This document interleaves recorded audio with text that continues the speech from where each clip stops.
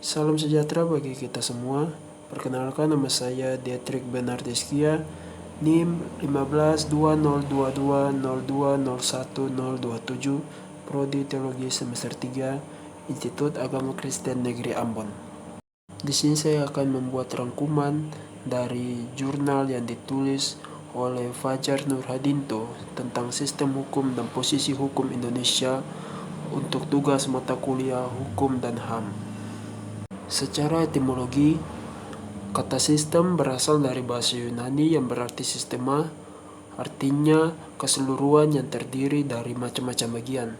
Itu berarti bahwa sistem hukum adalah kesatuan utuh dari tatanan yang terdiri dari bagian-bagian atau unsur-unsur satu sama lain yang saling berhubungan dan berkaitan secara erat.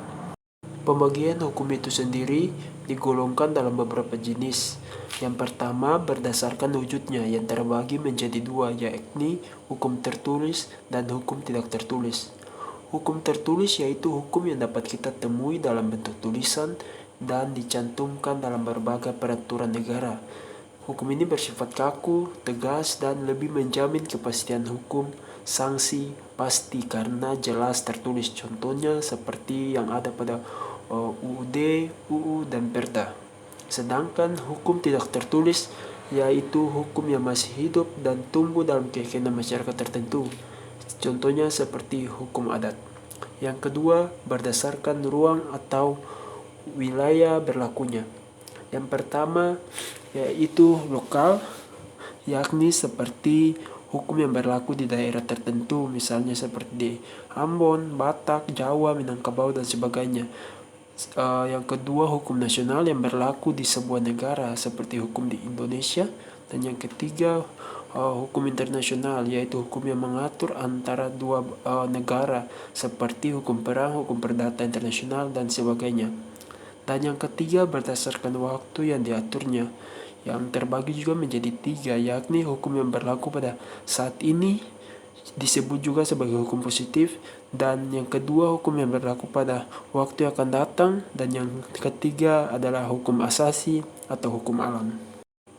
Untuk melihat posisi hukum di Indonesia, kita ketahui bahwa secara umum sistem hukum dibagi menjadi dua, yaitu Eropa kontinental atau Civil Law System dan Anglo-Saxon atau Common Law System. Nah, Civil Law System adalah bentuk-bentuk sumber hukum dalam arti formal. Dalam sistem hukum civil law berupa peraturan perundang-undangan, kebiasaan-kebiasaan, dan jurisprudensi. Negara-negara penganut civil law system menempatkan konstitusi pada urutan tertinggi dalam hierarki peraturan perundang-undangan. Semua negara penganut civil law mempunyai konstitusi tertulis. Sistem hukum ini memiliki segi positif dan negatif. Segi positifnya adalah semua aspek kehidupan dalam masyarakat serta sengketa-sengketa yang terjadi dapat diselesaikan dengan mudah karena tersedia berbagai jenis hukum yang tertulis dan menjamin adanya kepastian hukum dalam proses penyelesaian.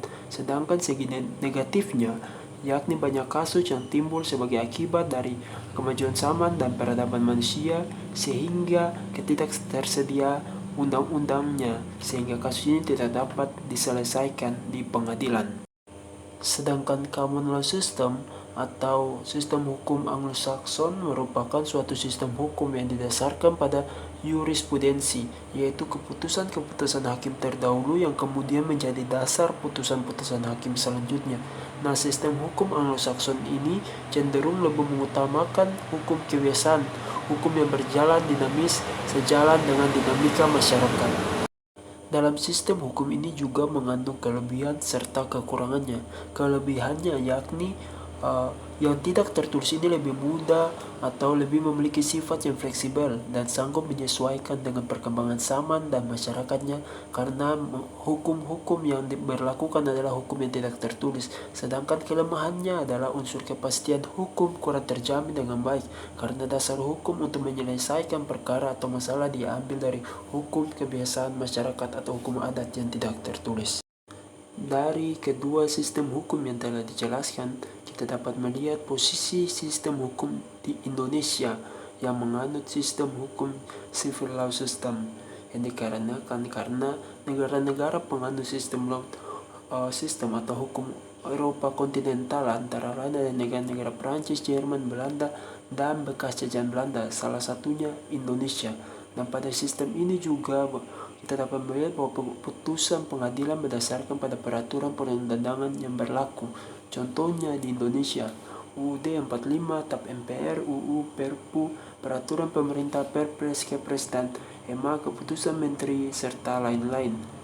Jadi dapat diambil kesimpulan bahwa sistem hukum Indonesia menganut sistem hukum Eropa kontinental atau civil law system. Sekian dan terima kasih.